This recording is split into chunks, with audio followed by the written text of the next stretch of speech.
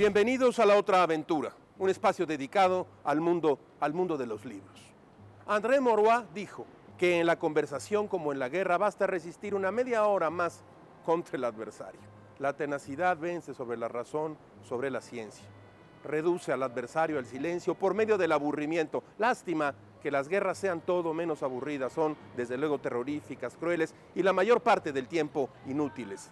Sin embargo, de los escritos más antiguos de la humanidad tratan precisamente sobre la guerra, sobre las grandes campañas bélicas emprendidas por nuestros antepasados, en las que la lucha de hombre a hombre era cruel y despiadada, sin embargo, para el miedo, para la compasión.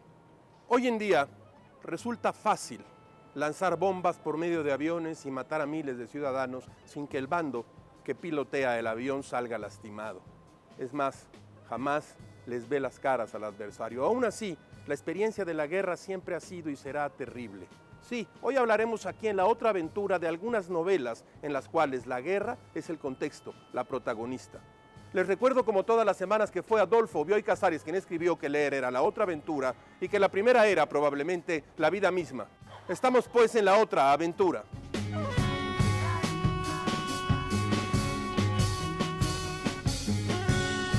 Empecemos con dos ejemplos, uno clásico y antiguo, otro reciente y reconocido.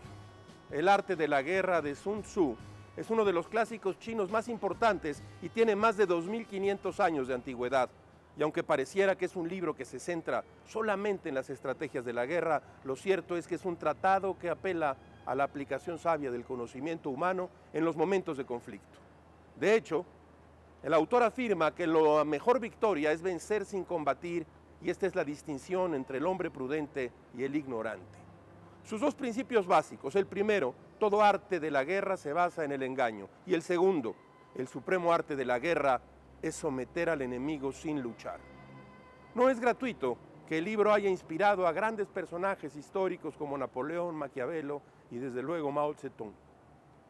La recién galardonada, por otro lado, Premio Nobel de Literatura, Svetlana Alexievich, se dio a la tarea de entrevistar a las mujeres que combatieron o que participaron de alguna manera en la Segunda Guerra Mundial. Ella misma afirma que la mayoría de las veces, o casi todas, la guerra es narrada por los hombres, como si las mujeres jamás participaran en ella.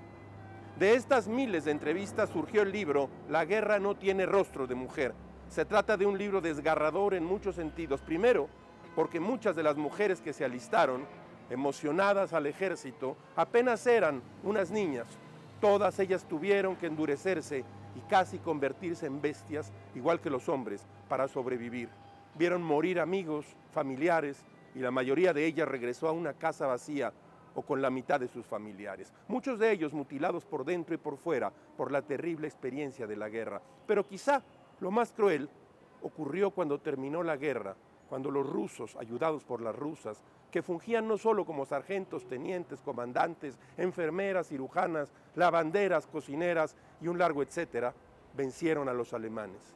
Las mujeres fueron silenciadas y algunas de ellas despreciadas tanto por hombres como por mujeres, como si haber ido a la guerra en su condición de mujeres les hubiera restado humanidad y ahora fueran unos monstruos. Este libro no solo refleja los horrores de la guerra, también los horrores de un sistema que, lejos de proteger a sus ciudadanos, los mantuvo bajo un control férreo, inhumano y cruel. La autora afirma lo siguiente: viví mi propia guerra, recorrí un largo camino junto a mis personajes. Como ellas, pasó mucho tiempo hasta que pude asumir que nuestra victoria tenía dos caras. Una es bella y la otra es espantosa, cubierta de cicatrices. Mirarla ha sido y sigue siendo doloroso. El Imperio del Sol es una novela de J.E. Ballard. Se trata de una novela autobiográfica.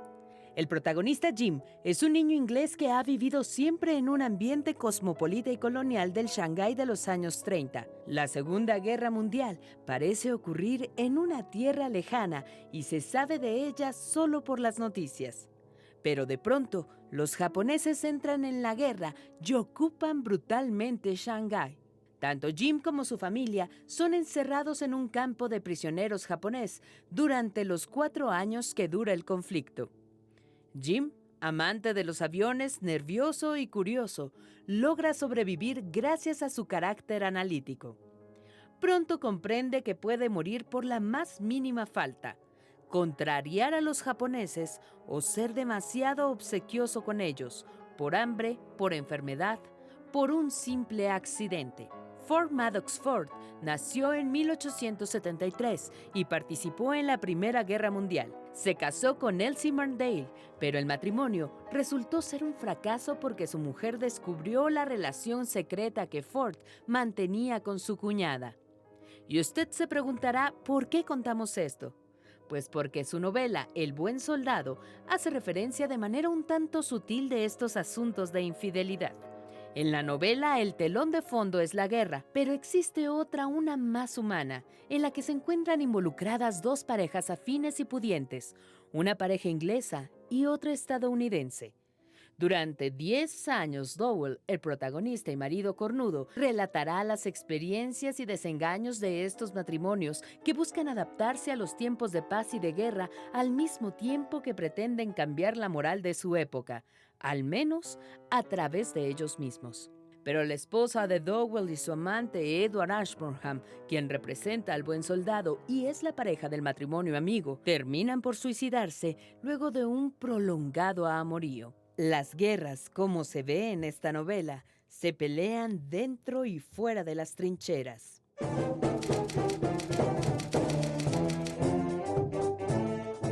De la mesa de novedades, que en realidad es una mesa de artes plásticas, aquí en las Galerías Castillo de Marconi número 2, casi esquina con Tacuba, he traído algunos libros.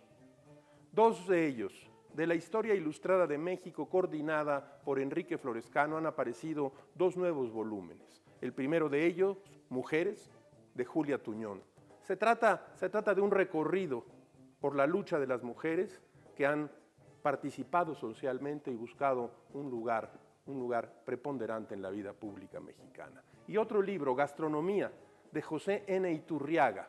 Es un magnífico viaje a través de todas las expresiones culinarias de todas las regiones y épocas de nuestro país, en donde usted podrá descubrir cómo la cocina es uno de los más poderosos elementos de la identidad nacional. Acaba de aparecer un libro importante, Fernando Solana Olivares, Periodismo Cultural, se llama Viernes, y con un prólogo de José Martínez Torres. Este libro reúne una parte del trabajo que desde hace años realiza Fernando Solana en el periódico Milenio. El buen periodismo puede ser muy buena literatura y este libro de Solana es un buen ejemplo de ello. Probablemente uno de los libros más interesantes de la temporada, Vicente Quirarte, La isla tiene forma de ballena, publicado por Seix Barral en Biblioteca Breve. Mientras Juárez huía por el norte del país sin más palacio nacional que una carroza negra, en Nueva York en esos años surge un club liberal que apoya a Juárez y está en contra de Maximiliano. Ese club es un tema de esta novela de Vicente Quirarte, que es mucho más que una novela histórica, pues hay una calidad prosística y una actualidad permanente en su literatura. La isla tiene forma de ballena, de Vicente Quirarte.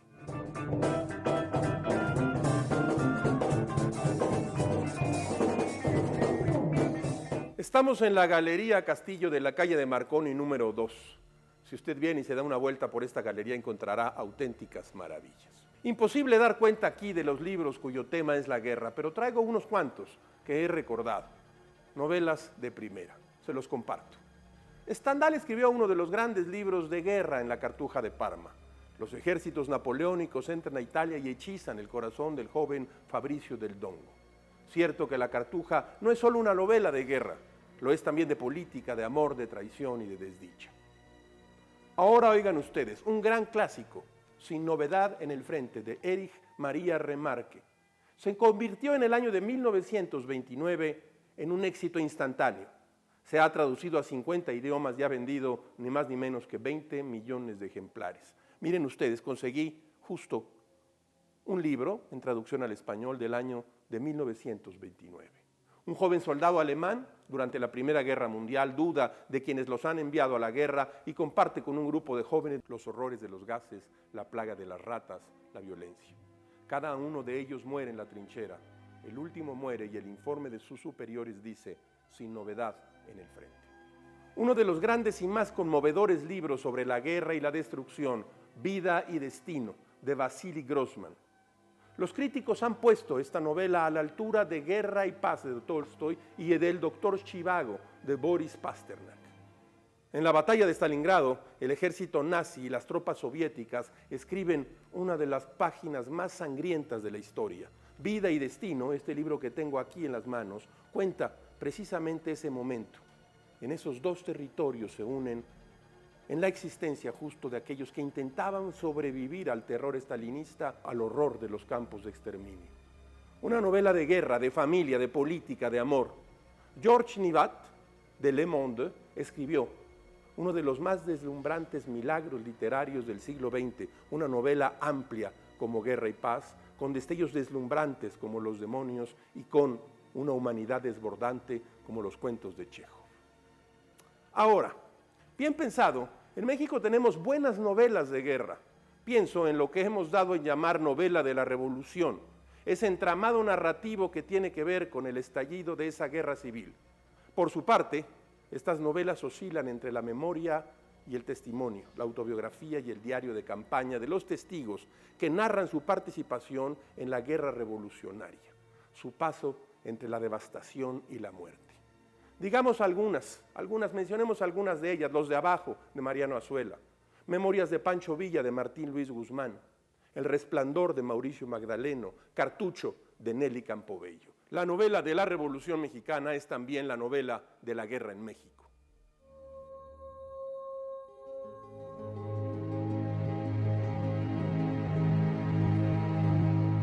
Como todas las semanas, usted encontrará en este brevísimo segmento un espacio por donde pasan como ráfagas la felicidad y la desdicha de escribir.